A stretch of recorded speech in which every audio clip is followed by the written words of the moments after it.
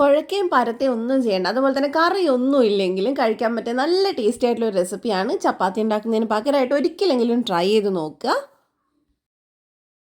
അപ്പോൾ ആദ്യം തന്നെ ഇതിന് വേണ്ടത് 2 പുഴുങ്ങിയ ഉരുളക്കിഴങ്ങാണ്. അത് ഞാനൊന്ന് ഗ്രേറ്റ് ചെയ്തെടുത്തിട്ടുണ്ട്, ക്യാരറ്റൊക്കെ ഗ്രേറ്റ് ചെയ്യുന്ന പോലെ. അതിനകത്തോട്ട് കുറച്ച് മല്ലിയില കട്ട് ചെയ്ത് ചേർത്ത് കൊടുക്കുക. ഒരു സവാളയുടെ പകുതി ചെറുതായിട്ട് കട്ട് ചെയ്ത് ചേർത്തിട്ടുണ്ട്. കുറച്ച് ചില്ലി ഫ്ലേക്സ് ചേർത്ത് കൊടുക്കുന്നുണ്ട്. അത് എരിവിനനുസരിച്ച് എടുക്കാം കേട്ടോ. കുറച്ച് ഉപ്പ് ചേർത്ത് കൊടുക്കുന്നുണ്ട്. ഇനി ഇതിലേക്ക് 1 കപ്പ് ഗോതമ്പ് പൊടിയാണ് ചേർത്ത് കൊടുക്കുന്നത്.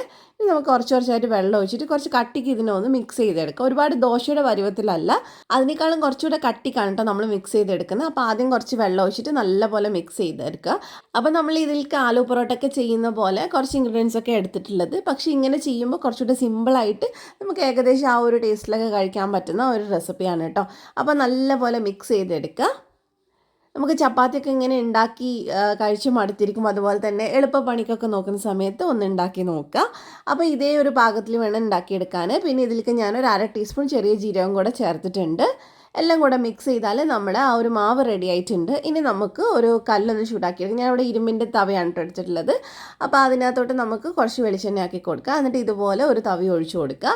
ഒരുപാട് ചുറ്റിച്ചെടുക്കേണ്ട ആവശ്യമില്ല. ഇത് കുറച്ച് കട്ടിക്ക് വേണം ചെയ്തെടുക്കാൻ, എന്നാലേ നല്ല ടേസ്റ്റ് ഉണ്ടാവുള്ളൂ. ഇനി ഇതിൻ്റെ മേലെയായിട്ട് ഞാൻ കുറച്ച് വെളിച്ചെണ്ണ ആക്കി കൊടുക്കുന്നുണ്ട്. അതിനുശേഷം നമുക്ക് ഇതിനൊന്ന് തിരിച്ചിട്ട് കൊടുക്കുക. ഇരുമ്പിൻ്റെ കല്ലൊക്കെ ആകുമ്പോൾ പെട്ടെന്ന് നമുക്കിത് ചെയ്തെടുക്കാൻ പറ്റും, നന്നായിട്ട് മൊരിച്ചെടുക്കാൻ പറ്റും.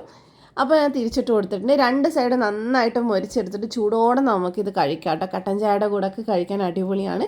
കറി വേണമെന്നുള്ളവർക്ക് കറി വെച്ച് കഴിക്കാം.